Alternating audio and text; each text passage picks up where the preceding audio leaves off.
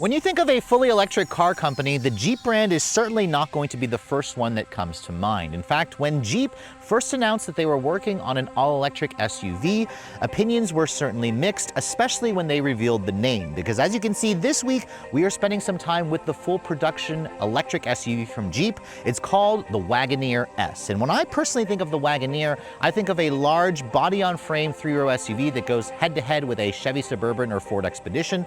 But what the Wagoneer S is a mid-size two-row all-electric SUV built on their new Stella Large architecture, which means a 100 kilowatt-hour battery pack, up to 600 horsepower, just 6.5 inches of ground clearance, and a 0 to 60 time of 3.4 seconds according to Jeep. So as you can see this week, we are testing out the 2025 Wagoneer S Launch Edition, and the big question I want answered, is this new Wagoneer S truly worthy of the Jeep badge? Stay tuned to find out.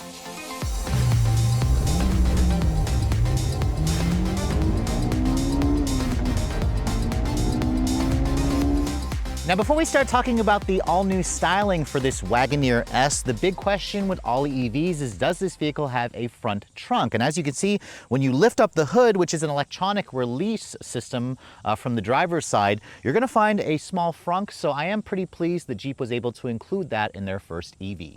Now, as you can see underneath here, I would probably estimate there's around a cubic to a cubic and a half foot of storage space. It's certainly nice to put the mobile charger for the vehicle, or maybe put some, items in here that you don't want stinking up the cabin or dirtying up the cabin. But since we're underneath here, let's go ahead and talk about the powertrain specs. I mentioned this vehicle is built on their Stella Large architecture, which means battery first, internal combustion second. It shares that architecture with the new Dodge Charger EV, which, as you guys know, probably it hasn't really been getting much love from enthusiasts, but all of the Wagoneer S's come with a 105 kilowatt-hour battery pack. Around 94 of that is usable, and all of them come standard with dual motor all-wheel drive. So a motor in the front, a motor in the rear, a grand total of 600 horsepower combined and up to 617 foot-pounds of torque. Keep in mind, if you guys go for the new limited trim, there's a detuned version that offers only 500 horsepower and 520 pound-feet of torque. Jeep will happily sell you basically a $2,500 charge for a software upgrade to increase the power to the full 600 that you get standard with this particular trim.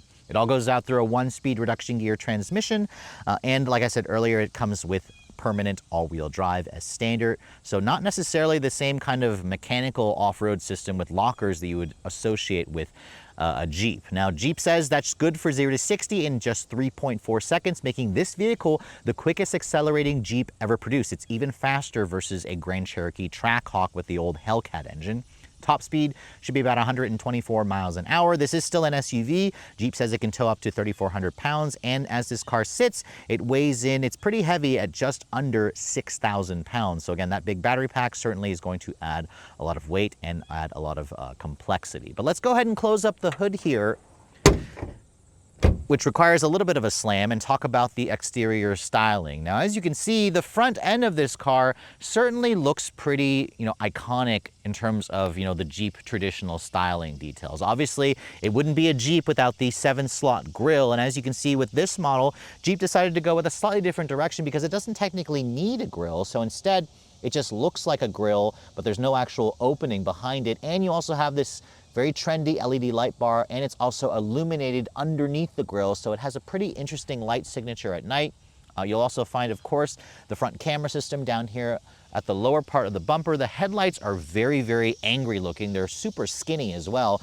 They are full LED, which includes an LED daytime running light, LED turn signal, of course, LED low beams that are projectors. The high beams are, however, just reflectors. And then down here, you also get LED fog lights, which I appreciate how Jeep still included the fog lights. No actual vents there. It's just a fake looking vent, but there are functional vents down here, along with your active parking sensors, along with some more gloss black trim. This color is called Baltic Gray, and I have to say it's an extra $595. It's a little too subdued for me. I would really like to see Jeep offer more bright colors on this car, but in the bright sun, you'll see the metallic fleck, and it certainly makes an interesting statement. But to me, if you remove the Jeep grille at the front, this kind of looks more like a Chrysler or Dodge product, which I actually think it should have launched as a Chrysler. I'm thinking it kind of gives me first generation Chrysler Pacifica vibes when I look at it, because it's basically like a long wagon-like vehicle. Now, moving around the side profile, Again, when you think of the Wagoneer, you think of a huge Chevy Tahoe suburban-sized vehicle. However, this vehicle is about the size of a Grand Cherokee at 192.5 inches long with a 113-inch long wheelbase. It's around 74.5 inches wide. And you can see the launch edition comes with these unique gloss black aerodynamic style wheels. They're like a 5-spoke wheel, completely gloss black. The Limited has a kind of like a two-tone look with the wheel. You have just under 13-inch rotors at the front and in the rear, and you also have an independent suspension. No adaptive dampers, however, no air suspension. And then you can also see the tires are pretty skinny. They're a 235 by 50 R20. This is a Falcon road-going tire that's designed for aerodynamics, and they don't have much grip. We'll talk about that later on during the drive. I mentioned earlier, only 6.5 inches of ground clearance, which is really low, extremely low, and that's why this vehicle doesn't really look like a Jeep to me. But there is supposedly a Trailhawk version coming, but we haven't seen the production version of that just yet. You can see it's got some gloss black along the wheel arch trim, along the side sill of the vehicle. There's a big Wagoneer badge there to let everybody know the name, although I think the name could have been a little bit better. I don't think this vehicle fits the persona of the Wagoneer S. You can see my test car also has the two-tone roof. That's an extra charge. And you also have black painted side mirrors, which are power folding, integrated turn signals, and 360 camera. You can see panoramic roof is also standard on this trim. It also opens up to vent air with a built-in wind deflector. It's nice to have the ability to open up the roof. A lot of EVs don't even give you that feature.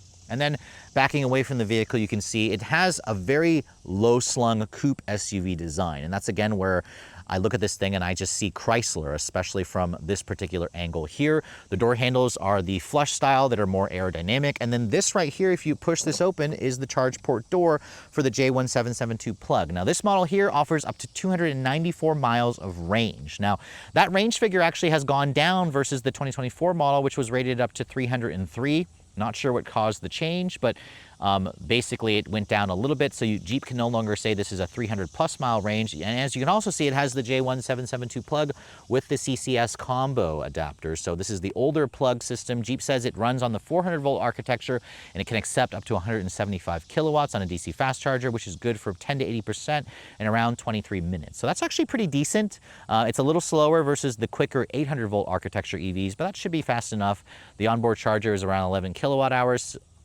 So it'll probably take roughly 12 hours to charge this vehicle with its 105 kilowatt hour battery pack. You can see there's a very subtle Wagoneer S badge here. And then looking at the rear, check out this massive spoiler, guys. This spoiler certainly makes a statement. It's a lot bigger than I realized it was until I got up close. You can see it also has a camera there for the digital camera review mirror. This area here you can see is designed to be more like an SUV coupe, but it gives you the illusion of a traditional SUV. And because it's so aerodynamic, Jeep says it negated the fact that it doesn't need a rear window wiper, which I would beg to differ. I think that for those of us who live in like a snow climate state, you're going to probably want a rear wiper at that point. You can see there's a subtle Jeep badge there with the 4xe badge there. I don't really like how Jeep's using the 4xe badge, because to me, I think of a plug-in hybrid when I see that. You can see it's got that very trendy full LED light bar at the back, full LED taillights as well. I would have liked to see an amber illuminated turn signal. You can see the rear bumper is pretty nondescript. I think you can take off that little plastic cover there to reveal the tow hitch. You do have integrated parking sensors. And again, this is an EV, so don't expect to find any exhaust tips of any kind, of course. This is, again, a very interesting looking car, especially because it wears the Jeep badge. Now, looking at the cargo area, push that button there, you can see you have a power actuated liftgate, which also has a hands-free function. And that sloping roof back shape definitely intrudes on the cargo capacity, because Jeep says you have around 31 cubic feet of storage space back here, which is certainly okay, but a Grand Cherokee is going to give you roughly like 10 more cubic feet of space. And it also has that low roof, so you can't really pile stuff up to the roof. You can really see the sloping area there when you open up the lift gate. But underneath the floor here, you can see there's also pretty generous underfloor storage. No spare tire for this vehicle, however, sadly. And if you want to fold down those seats, you can't do it from back here. You have to kind of reach in, push that, and then push that forward. You can see once you fold that down, it creates an almost flat load floor. And Jeep says you have a maximum of around 64 cubic feet of space. With 64 is certainly usable, but just know most mid-size SUVs offer roughly at least 10 more cubic feet versus this. But overall, it's still certainly very practical. Now moving on to the interior of the Jeep Wagoneer S. Before we get inside, however, let me show you guys the key fob. As you can see, this is the latest intelligent access key from the Jeep Stellantis company. I actually really like the key. It's a nice size to it. It has a nice weight to it. It feels high quality. It looks good with the Jeep badge, of course. Your typical buttons here for unlock, lock, remote start, power liftgate, and panic function. There is no ability to open up the front trunk from the fob. Some competitors offer that, but overall, I think that Jeep has done a nice job with the key fob. As you can see, approaching the door handle, they are the flush style instead of the auto retracting door handles that a lot of EVs have. So to access the vehicle, you have to stick your hand in here. There's a little pressure pad to lock the door. You just push that button there. That will lock the door for you. The mirrors, for some reason, didn't actually fold in. To unlock it, you push that pressure pad with the key on you, and that will unlock the door for you. Now, my particular test car has that Baltic gray exterior. That's an extra charge, plus the optional $1,000 upgraded red leather interior. This red with the gray on the outside is really, really attractive. This interior color is basically the only other color is black. This is the only color you can get on the inside that actually has color. I was kind of hoping Jeep would offer like a tan interior, a brown interior, like a caramel interior. That would also be a nice optional extra, but this red, you kind of have to make a commitment to this red. You can see the door panel materials are pretty high quality. You actually have real leather and a padded area here with stitching, contrast stitching. You can see you have two-person memory seats. You have real aluminum trim over here with some metallic accents. There's also some pretty ambient lighting as well. The red padded area here for your armrest feels nice. Red leather here. It's all hard touch plastic down here, but you also get an upgraded Macintosh audio system, which sounds really good. If you guys are an audiophile, you're gonna like that. And the door handle you can see is an electronic latch, but there's also a mechanical one here in case the power goes out. And then these seats, you can see they adjust in 16 different ways. They are heated and ventilated, and they also offer a massage function. So again, it really gives you more of an upscale vibe, which is precisely why I think a Chrysler badge would have worked on this vehicle. Although Wagoneer definitely also means luxury, it just certainly doesn't feel like any other Jeep that you might be used to. Now, as I get inside the vehicle, it actually has a more low step-in height because it only has 6.5 inches of ground clearance. As I shut the door, I have to say, doesn't have the most solid sounding thunk. Remember, this is built on their new Stella Large architecture. I think they could tweak the sound of that when I shut the door. That's a personal preference of mine. Now, as you probably also noticed, there's a lot of reflections in this interior, and that's because you see a lot of piano black plastic, although there's technically 5 LCD screens in this cabin, which you won't see until I turn the vehicle on by pushing this little power button, as you can see. Turn that on, you'll see a 12.3-inch digital display here. It's got a new chime. You have a 12.3-inch display here. I believe this is a 10.25-inch display here, which is also the same size as the passenger screen, which you can turn on there. There's a little privacy filter there. So there's a total of 5 screens when you include the digital camera review mirror, which is kind of overwhelming. There's also a heads-up display there, so maybe 6 screens.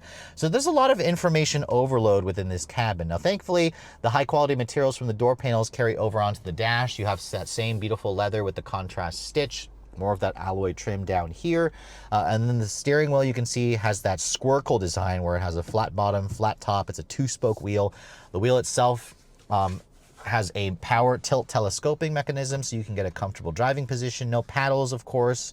This doesn't have any gears, but you do have your controls here to control the way that display looks, to control the adaptive cruise control function. You have your audio control switches on the back of the steering wheel.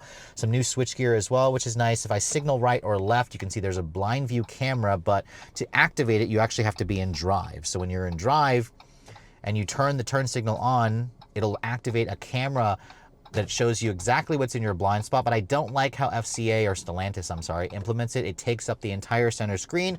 I much prefer how Hyundai and Kia do it in the actual instrument panel there.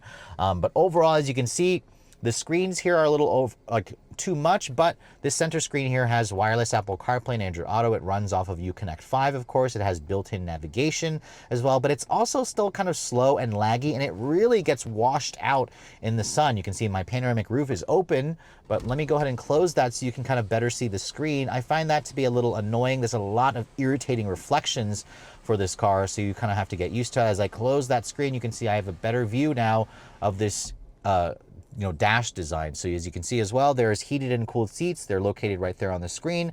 That's the GPS function. There's the vehicle functions as well. You can also interchange the ambient lighting. You can really see it's kind of slow at times to go between different menus. So I think Uconnect 5 just needs an upgrade there. You can see there's your surround view camera, which is, quality and resolution is average. When I turn the wheel, it offers trajectory, distance markers, parking sensors, and whatnot. I like how it takes up the entire screen over here, but I just find the software needs a nice boost. My phone's not connected with the CarPlay because I'm using it to film, and that will mess with the audio, of course. But there's also a few more buttons here that are shortcut buttons. Your traction control off button is here, along with your lane departure alert. This is a really touch-sensitive button that's a little finicky. There's also an automatic parallel parking feature, which I'm actually surprised it has that feature, but it's kind of nice to have, especially if you guys are horrible at parking. That button turns on and off the passenger's display, which, as you can see, you can't even see it unless I move completely over to the passenger side here. I find Stellantis's passenger screen to be a little bit more useless compared to some other systems that I've tested, where, this right here is a little small. It's also doesn't look as impressive, where you can't put the GPS over here or access the CarPlay and whatnot, or any of the apps that the vehicle may have. You can see down here, you can actually push this screen up if you don't want to see that, and it leaves the climate control visible there. But if I want to push it back down, I appreciate how that's manual as opposed to power. It's just less for it to go wrong. You can turn on the massaging seat there. There's 5 different types of massages, 3 different intensities. It certainly is nice to have the massaging feature. It's also on the passenger side. You can also turn the screen off if you'd like, if it's too much, or you can kind of push it up. You can see your USB-Cs are here, along with your HDMI port. You've also have some additional storage here. This rotary dial hook controls your 1-speed reduction gear transmission. It actually is made of metal. It's pretty high quality. I like how Jeep fought the urge to put piano black plastic here. Instead, it's all over the dash, and it just has a lot of reflections. Nice size cup holders here. You have a downhill assist control, and then this is your drive mode selector. You can see there's several different modes here, ranging from an eco to a snow, sand, and then the sport mode. But I don't like, however, because it's a little slow as well. When you go into the sport mode, it automatically turns off the traction control, which this vehicle needs the traction control, otherwise it'll roast the front tires. You can turn it on by pushing that button there to turn the traction control back on, and trust me, you're going to want to find that button because the front wheel spin is just insane. There's a wireless phone charging pad there, nice padded armrest here. If I open it up, you can see it's a relatively decent size. There actually is a power outlet, a 12-volt power outlet in there. But you can see most of you are going to use the USB-C charging ports anyways. The seats are pretty comfortable and supportive. The massage function works well. They don't hold you in place during lateral cornering, but they are covered in a really high quality leather, at least. The glove box is also big. It's damped and it's lined with felt. You also have that digital camera rearview mirror, which you can go to a standard mirror. You can see that's the view out of the back. Isn't great, so I highly recommend just getting used to that mirror. I love the suede Alcantara on the ceiling, which creates a really high quality feel to it. And you can see that panoramic roof also has a retractable shade. It also opens up, as you guys saw earlier, to vent air, so I love that feature. And you can also just have it open up over the front seat area.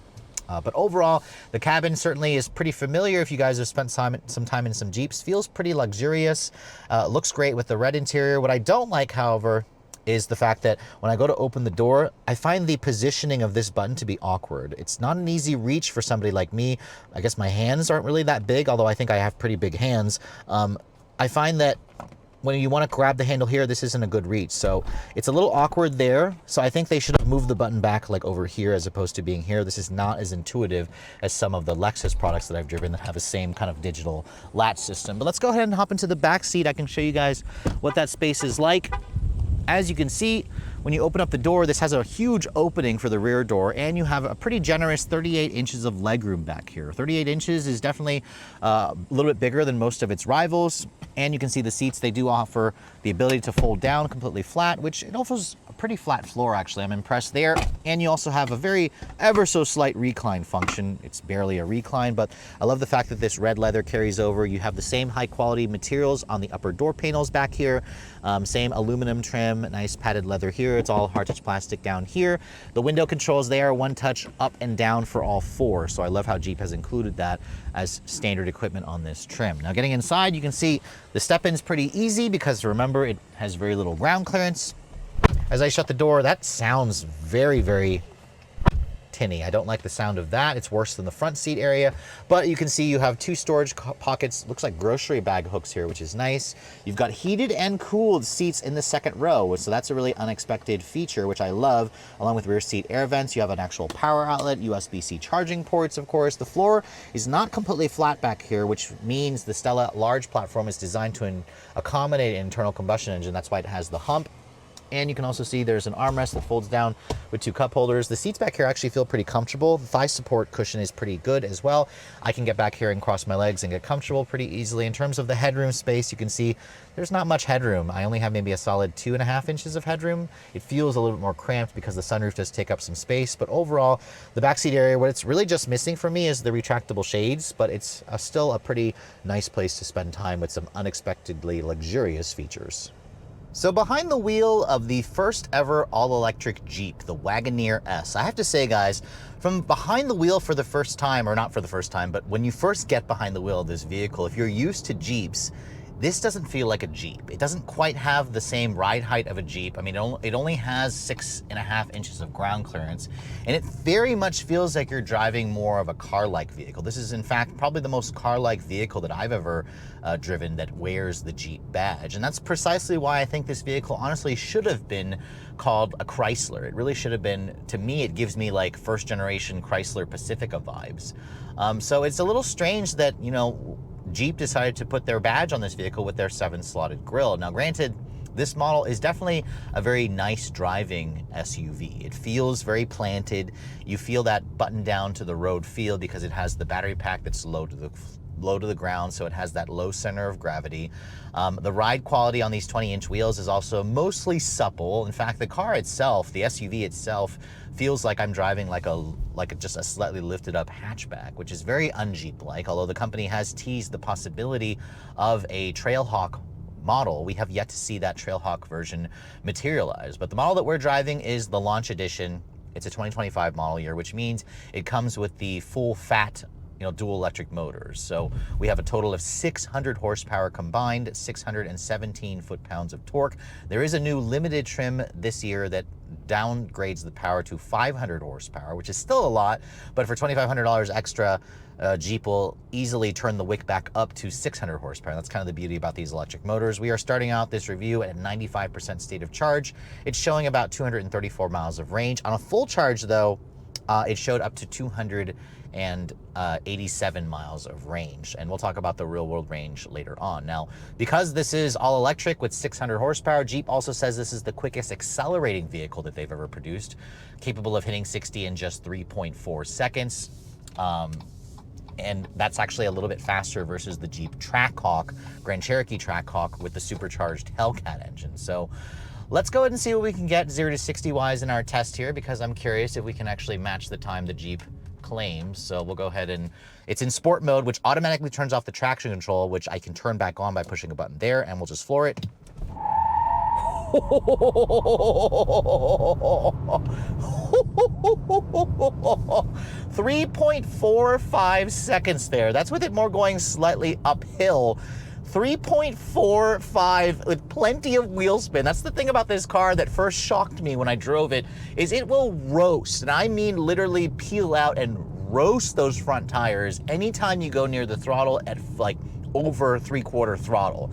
And it's weird because this is an all-electric vehicle. It's all-wheel drive, but the front and rear electric motors produce the same power, around 335 horsepower each, for a combined total of 600. You can't actually do a straight addition, but this vehicle, every time you put your foot down, the front tires will spin. Even at higher speeds, it literally will lift the front up. The wheels actually, the steering wheel actually goes light because it is struggling for traction. And I think that's the reason for it, is because Jeep put these skinny little 235 width tires on the vehicle. It really needs something like at least a 255 or 265 with stickier tires, but I guess it's all for aerodynamics. They wanted the vehicle to have more range, so they gave up some tire grip. But regardless, this is the most wheel spin happy EV that I've driven that happens to be all-wheel drive. But we'll try another run up ahead on a more flat surface, because I think it'll do better than the 3.4 the Jeep claims. But what I noticed this vehicle is, what you need to do to get used to this vehicle is the throttle is super touchy, like almost intensely too touchy, to the point where it's hard to be smooth in this vehicle. If you're not used to driving, you're going to give your passengers motion sickness, because it's just constantly going, you know, every time I just touch the throttle a little bit, the front end of the vehicle lifts up. It gives me too much acceleration. So that's something that I'm hoping Jeep will tweak as we go down the road. I also noticed this vehicle doesn't actually have like a one-pedal drive feature. It has regen braking, but I couldn't find an actual setting to turn on one-pedal drive, which most EVs give you that option. But again, this model is Jeep's first effort, so perhaps Jeep just didn't feel the need to actually offer a one-pedal drive feature, which is fine. The car itself is pretty smooth, and once you get used to the jumpy throttle, it's actually relatively easy to drive this vehicle. It's a nice size SUV that doesn't really feel like it's, you know, cumbersome to drive whatsoever. But let's try another run here. Still in sport mode, of course. Oh, jeez. Oh, 3.38 seconds there. 3.38, and that's with it more on level surface. This thing is hilarious. It's ballistically fast, but it's also kind of annoying how it will spin the tires out because, I mean, it's kind of funny because it doesn't make any noise, like from the engine, obviously, but the front tires are constantly like screeching, and it's letting everybody know who's making all that noise. But literally, that's with it going like 40 miles an hour, foot to the floor, and it's still spitting out the frickin' front tires. So that is so Stellantis. Like Stellantis, Jeep, Dodge, they love the drama. They love the acceleration, they love the wheel spin, so it's not surprising to me at all that this vehicle does the same stuff that other Jeep, Dodge, Chrysler vehicles will do. Now, as I go around some corners here, the steering is relatively quick. It doesn't offer much in terms of feedback, but the vehicle changes directions surprisingly well. It has a playfulness that you just don't associate with a Jeep. I mean, visibility of this vehicle is decent. I can see out of the front, the side, and the rear. The rear view isn't wonderful. There's no rear window wiper back there, but you can fix that by going to the digital camera rear view mirror. This A-pillar is also a little on the thick side. The ride quality, though, is comfortable. Definitely leans more toward soft, which is fine. I think a soft ride is what people in this space are probably, you know, looking for mostly. But I mean, it's definitely soft, but at the same time, it feels a little more sporty than your average Jeep. I wouldn't say this is the best handling Jeep that I've driven, but it's pretty close up there. And in terms of quietness, this vehicle is pretty quiet on the inside. I did hear a little more wind noise than I would like at higher speeds, but very little road noise. Obviously, no engine to make noises.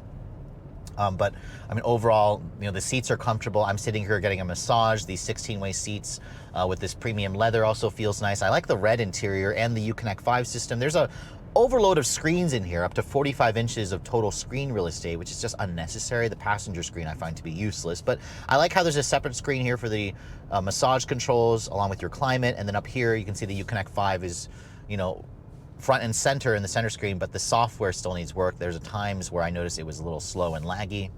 And then in terms of the real world range, I got around 270 miles in my actual testing in probably perfect weather conditions. It's been consistently in the upper 70-degree temps. It's been nice.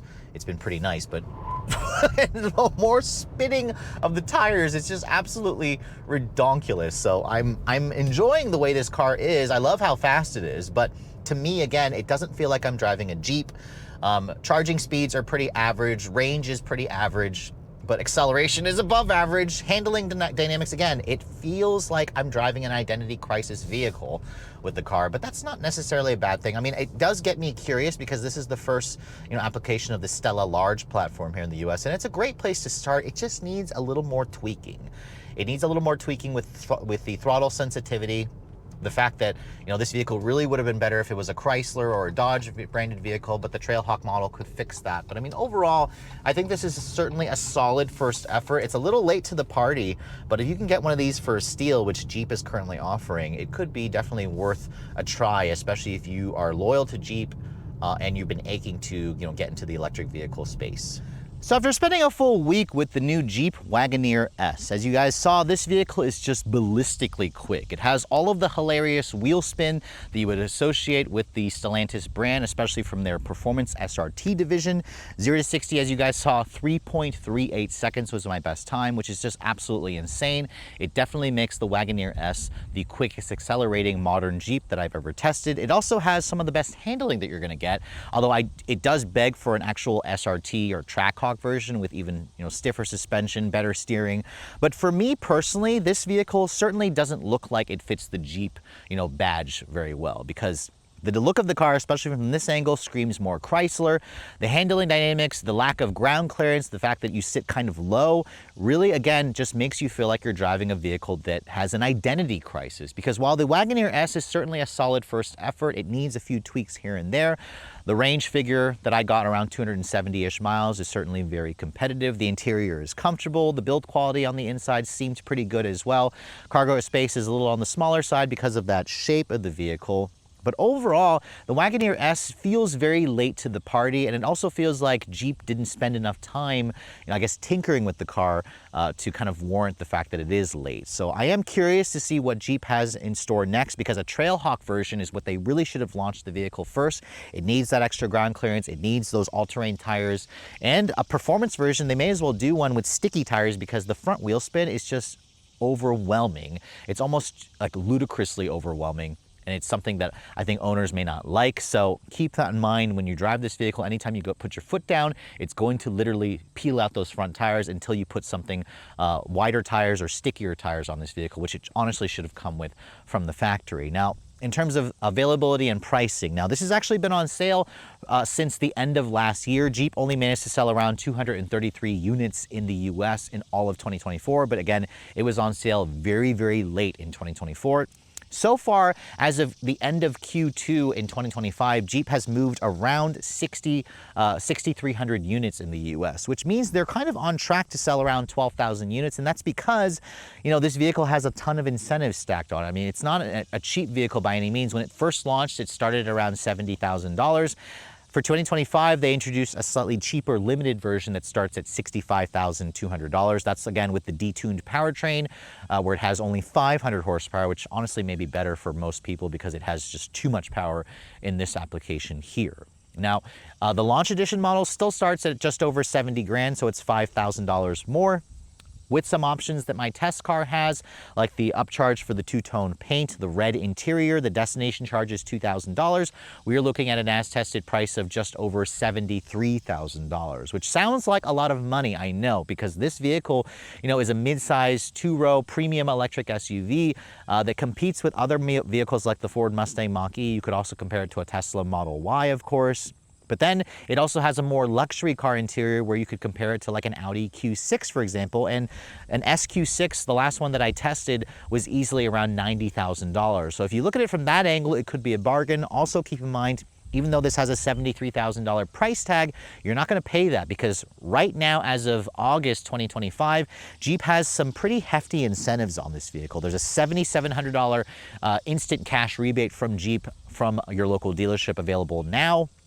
And then, at least until the end of September, you can also get the $7,500 federal tax credit, which Jeep is also throwing in if you buy a vehicle like these now. So in reality, you could take almost, or a little over 15 grand off the sticker price, which brings the price of this vehicle to around $58,000, which is very tempting at that point, because a Jeep Grand Cherokee 4xe starts at around $60,000. This starts at $65,000, but again, this has even more incentives. I also saw the lease special on this car was just over $300 a month for a 3-year lease, or a 2-year lease, I'm sorry, which is also pretty tempting considering all the luxury, technology, performance, and speed that this car comes with. I just don't think that it should be a Jeep. I personally think that it should have launched as a Chrysler. It would have gotten, I think, better reviews and have had less of an identity crisis if it had a Chrysler badge on it first. But with all that said, hope you guys have enjoyed my full overview on the brand new 2025 Jeep Wagoneer S. If you're also looking to see the latest cars I'm testing, be sure to follow me on Instagram at redline_reviews. Like us on Facebook, and as always, guys, please keep subscribing